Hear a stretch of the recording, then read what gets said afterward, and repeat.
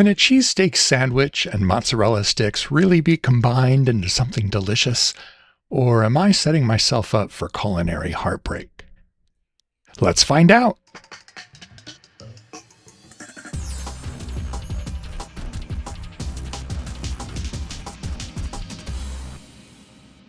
I discovered Mythical Kitchen's cookbook after their guest appearance on Tasting History. The food they described there looked delicious and fun, and even though I've never watched the channel, it convinced me to pick up the book. But as you'll soon see, sometimes reality bites back.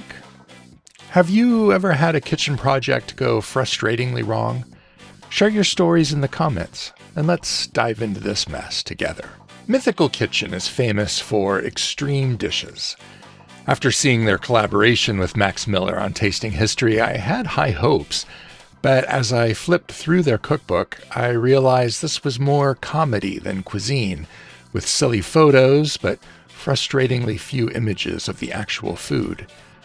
When you're dealing with quirky, unusual recipes, visuals are crucial. Are you fans of Rhett, Link, and Josh? I'd love to hear your thoughts. Let's do a quick ingredient rundown. For the filling, butter, oil, onion, bell peppers, nostalgic steakum slices, seasoning salt, I used a Greek seasoning blend, black pepper, and 4 cups of shredded Colby Jack cheese, though traditionally you'd use provolone or mozzarella, I'd think. Breading ingredients: gluten-free flour, eggs, gluten-free panko breadcrumbs, Italian seasoning, garlic powder, and onion powder. My eldest kid is celiac, and these gluten-free swaps work flawlessly for frying. Finally, a marinara sauce for dipping and an oil for frying. We start gently sautéing onions and peppers in oil and butter, just softening them up. Then add steakum slices straight from the freezer. Don't forget to remove the paper. Season well, cook until tender, and then drain any excess liquid in a strainer over a bowl in the fridge. Soggy logs aren't mythical.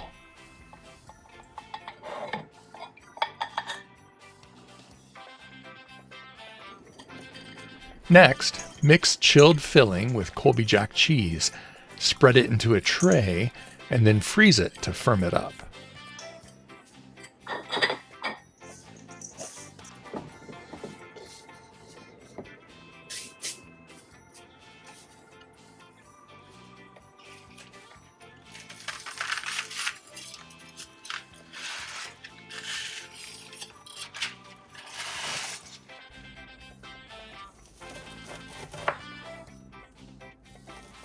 Here's where things got dicey. After freezing, the filling just completely fell apart. Was it pre-shredded cheese and its anti-caking agents? Possibly. Desperately trying to rescue these mozzarella logs, I added the drained liquid and some melted butter and reformed the mixture and then refroze it. But it was still super fragile. Clearly, logs weren't happening. So I pivoted to smaller, manageable nuggets.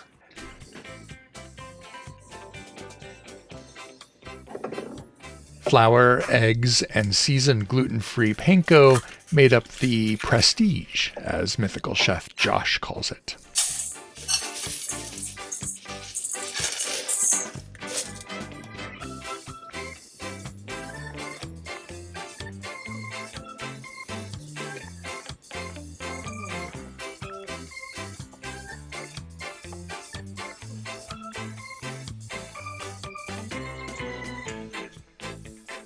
Fry it in 350-degree oil until golden brown.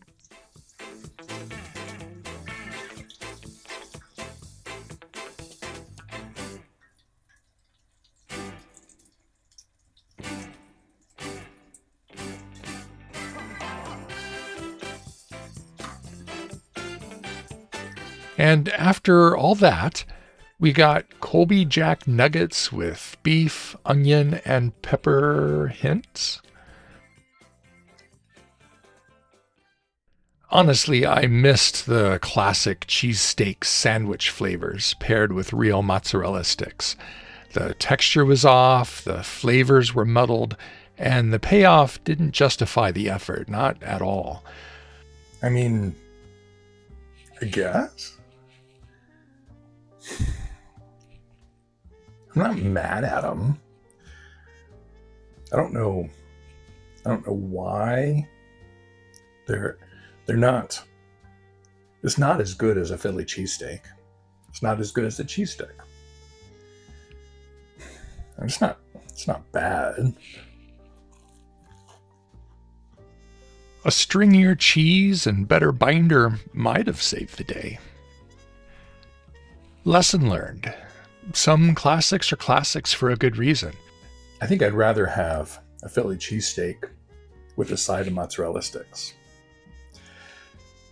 I do not hear ska horns play when I eat these. For a better fusion, check out my video on a bulgogi cheesesteak. Now that's a combo worth dreaming about. This cookbook seems better suited for laughs than actual kitchen guidance, but I'll give a few more recipes a try eventually. Hopefully one of them comes with a photo of what it's even supposed to look like.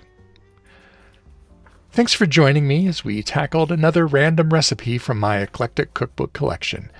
Classic, straightforward recipes mixed together with quirky, vintage, fantasy, and sci-fi dishes to keep things unexpected. Like, subscribe, and tell your friends about our little community. Don't miss our next culinary adventure on the Random Recipe Project.